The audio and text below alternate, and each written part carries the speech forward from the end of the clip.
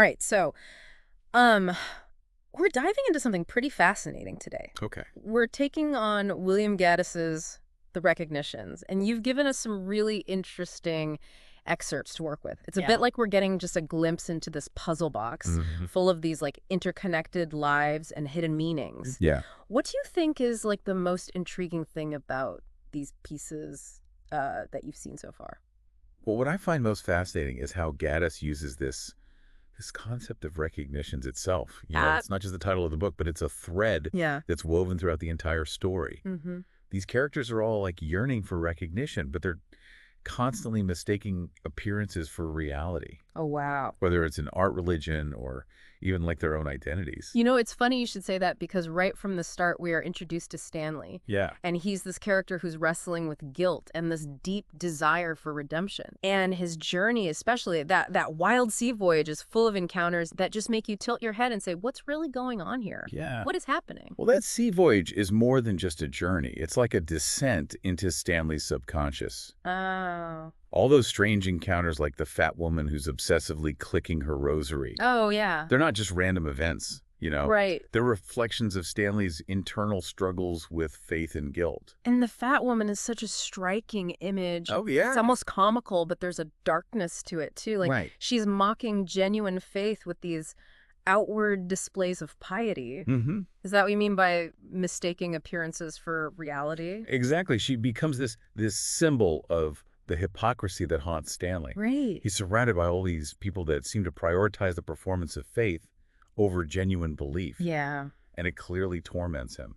This theme of hypocrisy seems to pop up again with Father Martin, the priest that Stanley keeps running into, and their conversations are so dense. Well, they are. But it feels like they're both kind of dancing around some unspoken truth. Right. Like maybe they're both grappling with doubts that they can't admit to each other. I think you've hit on something really crucial there. Yeah. Gaddis doesn't give us easy answers. He Right. wants us to think for ourselves. Yeah. Father Martin, in a way, represents this conflict between genuine spiritual seeking and the rigid doctrines of organized religion. Right. And those unanswered questions, those doubts, those are the things that stick with Stanley long after the conversations end. So we've got this backdrop of religious anxiety and hypocrisy. Right. But then we have the cold man lurking in the shadows. Yeah.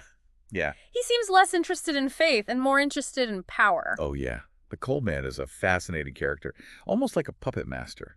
Yeah. He manipulates people and events using religion and wealth as tools for control. Yeah. And his coldness, his lack of empathy is what makes him truly unsettling. It makes you wonder if Gaddis is suggesting that true evil doesn't wear a mask. It wears indifference.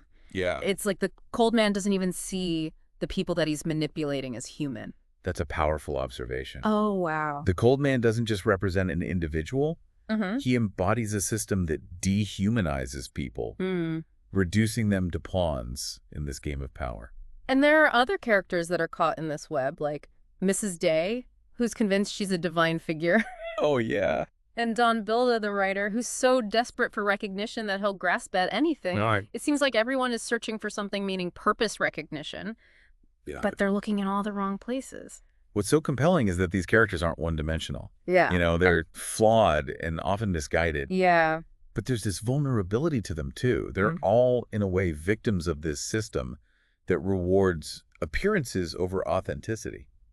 It's interesting how you keep bringing it back to this idea of authenticity. Is that something that Gaddis explicitly tackles, or is that more of like a feeling you get from reading these excerpts?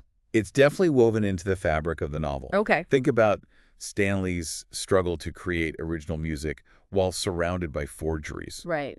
The forgeries become a metaphor for the characters themselves. They're all trying to create an image that will be recognized and valued, even if it means sacrificing their true selves. That's a really interesting way to look at it. It's like Gaddis is saying that true recognition can only come when you embrace who you truly are, flaws and all. Right, and it's a struggle.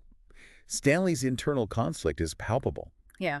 He wants to be a true artist, but he's also burdened by guilt and the weight of expectation. Right. Both societal and religious. Speaking of guilt, those little anecdotes that are sprinkled throughout, Oh, yeah. like the highwayman quoting Dante while robbing his victims, Mm-hmm. those are so strange and unexpected. They are. Do they tie into this theme of guilt and recognition somehow? Okay, those seemingly random details contribute to the overall atmosphere of unease and questioning that Gaddis creates. They're like little cracks in the surface of reality, Yeah. forcing us to confront the absurdity of the world and our own complicity in its injustices. That anecdote about the highwayman quoting Dante is particularly striking. It is. It's like he's forcing his victims to acknowledge their own role in the crime, their own culpability. Right. It's very unsettling. And that's the brilliance of Gaddis's writing, Yeah. He doesn't shy away from making us uncomfortable. Right. He wants us to question our assumptions, to see the world through a different lens. Yeah. And he's not afraid to make us squirm a little bit in the process. He really isn't. It feels like Gaddis is constantly challenging us, doesn't it? He is. He throws these bizarre situations at us, and we're left trying to figure out what they mean, how they fit into this larger puzzle. That's one of the things that makes The Recognition such a unique reading experience. It's not a passive activity. It demands active engagement from the reader. Right. And that sense of unease, that questioning, intentional, Okay. Gaddis wants us to feel off balance, to question everything we think we know. And it's not just the strange anecdotes, it's the characters themselves. Right. They're constantly on the move, traveling from one place to another. Yeah. But they never seem to find what they're looking for. It's like their journeys are symbolic of their internal struggles. You're absolutely right. Their physical journeys mirror their psychological journeys. Okay. They're seeking escape, redemption, even self-discovery. Yeah. But the very act of traveling just highlights the fact that they're carrying their burdens with them. They can't outrun their pasts, their guilt, or the consequences of their choices. It makes me think of Stanley's pursuit of that mysterious woman in Naples. It's never explicitly stated, but it feels like he sees her as this symbol of purity. Yeah. An escape from the corruption and deceit that he's surrounded by. But even that pursuit ends in tragedy, tainted by these unsettling circumstances surrounding her death. That's a really perceptive reading. Thanks. The mysterious woman represents something that Stanley desperately craves. Authenticity, beauty, perhaps even a connection that transcends the superficiality of the world that he's trapped in. Right. But the tragedy just underscores the idea that true escape is an illusion. Yeah. The past and the consequences of our choices always catch up to us. And there are all these religious references woven throughout. Right. Theological debates, imagery of saints and miracles. Are the characters looking for solace in religion? Yeah. Or are they just as lost and confused as they are in other aspects of their lives? I think as both Gaddis explores the complexities of faith and doubt. Yeah. On the one hand, you have characters like Mrs. Day, Right. who cling to a distorted version of religion to validate their own sense of self-importance. But then you have Stanley, who's genuinely grappling with these questions of faith, guilt, and redemption. There's a moment where Stanley is talking to Ludi. Yeah. And Ludi says something like, "You don't redeem sin by confessing it. You redeem it by living through it." Oh, wow. It's such a powerful idea, and it seems to go against everything Stanley has been taught about religion. That's precisely the point. Yeah. Gaddis challenges conventional notions of morality and forgiveness. Right. He suggests that true redemption comes not from simply acknowledging wrongdoing, Yeah.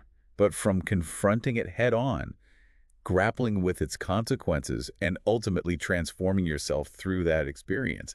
It's a much more difficult path, but potentially a more authentic one. It also makes me think about Stanley's internal conflict between his artistic aspirations and the weight of religious guilt that he carries. Right. Is Gaddis suggesting there's a conflict between creativity and faith? It's not necessarily a conflict between creativity and faith itself, Okay. but perhaps between creativity and the constraints of dogma and rigid interpretations of faith. Yeah. Stanley's struggle embodies a larger tension between the creative impulse and the demands of conformity, both societal and religious. It feels like Gaddis is constantly pulling back the curtain, revealing the artifice and illusions that we often mistake for reality. Exactly. Yeah. He challenges us to look beyond the surface, to question the stories we tell ourselves and the systems that we create to make sense of the world. Right. And in doing so, he forces us to confront this uncomfortable truth, that there are no easy answers, no clear-cut solutions. It's all very thought-provoking. It can also feel quite bleak at times. Yeah. Is there any hope in this world that Gaddis has created? There is, but it's not the kind of hope that offers easy comfort or resolution. Okay. The hope lies in the struggle itself. Yeah. In the character's willingness to confront their own darkness, their own flaws. It's in those moments of recognition, those flashes of insight where they see themselves and the world around them with brutal honesty, that the possibility of transformation emerges. It's like he's saying that true growth comes from confronting the difficult truths, from embracing the messiness of life, rather than trying to avoid it.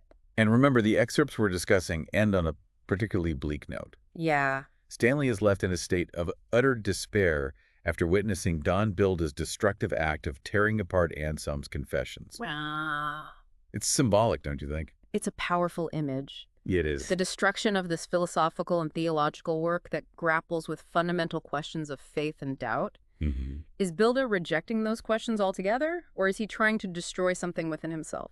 It's open to interpretation. Okay. But it certainly speaks to the themes of disillusionment and the fragility of belief. Right. And the fact that the cold man is still pulling strings in the background. Oh, yeah. Having manipulated everyone to his own advantage. Yeah. Adds another layer of darkness to the ending. The forces of deceit and manipulation seem to have triumphed, leaving Stanley feeling utterly lost. It makes you wonder if Gaddis believes there's any escape from this cycle of manipulation and despair. That's the question Gaddis leaves us with. Right. But even in the bleakest moments, there are those glimmers of hope, those moments where characters like Stanley and Ludi challenge conventional wisdom and seek a more authentic way of being in the world. Okay. It's interesting how Gaddis doesn't shy away from ambiguity. Like, he leaves us with so many unanswered questions. Yeah. As if he's inviting us to continue the conversation, to wrestle with these ideas long after we've finished reading. That's the mark of a truly great writer, I think. Gaddis doesn't provide easy answers or neat resolutions. Right. He presents us with a complex and often unsettling vision of the world. Yeah. And it's up to us to make sense of it. You know, one thing that's really stuck with me is that image of Stanley's recurring dream. Oh, yeah. He's walking, and then suddenly he stumbles, startled by something he can't see. Right. It feels like a metaphor for his whole life. Always feeling off balance, never quite sure what's coming next. That's a brilliant connection. Yo. The dream isn't just a random occurrence.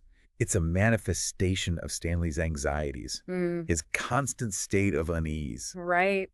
And it speaks to the novel's larger exploration of the search for identity. Yeah. Stanley's constantly tripping over the unexpected, never quite finding solid ground. And even when he thinks he's found something real, something authentic, like his connection with the mysterious woman, it's ultimately an illusion. The tragedy of the mysterious woman highlights the fragility of those moments of recognition. Right. Those fleeting glimpses of something true and meaningful. Yeah. They're often overshadowed by the darker forces at play. The manipulations, the deceptions, the inevitable disappointments of life. But even amidst all that darkness, there are those moments of defiance, those sparks of hope. Right. Like when Ludi talks about living through sin to redeem it. Oh, yeah. It's a radical idea, a rejection of the easy comforts of confession and absolution. That's what makes Ludi such a compelling character. She embodies a different kind of faith, a more experiential and embodied understanding of spirituality. Okay. She challenges Stanley and us, the readers, to rethink our assumptions about guilt, redemption, and the search for meaning. It feels like Gaddis is saying that true meaning isn't something you find out there in the world, it's something you create. Through your actions, through the way you choose to live your life, even in the face of adversity. Exactly. It's about confronting the difficult truths. Right. Embracing the messiness of life, and finding a way to make something meaningful out of the chaos. Yeah. And that's not a passive process. It requires courage, honesty, and a willingness to challenge the status quo. So what does this all mean for us as readers, as people grappling with our own questions about faith, identity, and the search for meaning? Right. What are we supposed to take away from this deep dive into the recognitions? I think Gaddis is offering us a challenge more than a prescription. You know, he's asking us to be active participants in the creation of our own realities, to question the narratives we've been given, and to seek out those moments of authentic recognition, even the most unlikely of places. He's not giving us a map, he's giving us a compass. Precisely. He's pointing us in a direction. Right. But it's up to us to navigate the terrain, to make our own choices, and to find our own way through the labyrinth. It's a journey that requires courage and a willingness to embrace the unknown. It is. But as Gaddis shows us, it's a journey worth taking. And as we conclude this deep dive, I'd encourage you, the listener, to revisit these excerpts with fresh eyes. Okay. Pay attention to the details, the recurring images, the moments of dissonance and ambiguity. What resonates with you? Yeah. What questions linger in your mind? Right. Because ultimately, the meaning you find in the recognitions is the meaning you create. So let's keep the conversation going. What insights did you glean from these excerpts? What puzzles still remain unsolved as you delve deeper into Gaddis's masterpiece? What will you discover?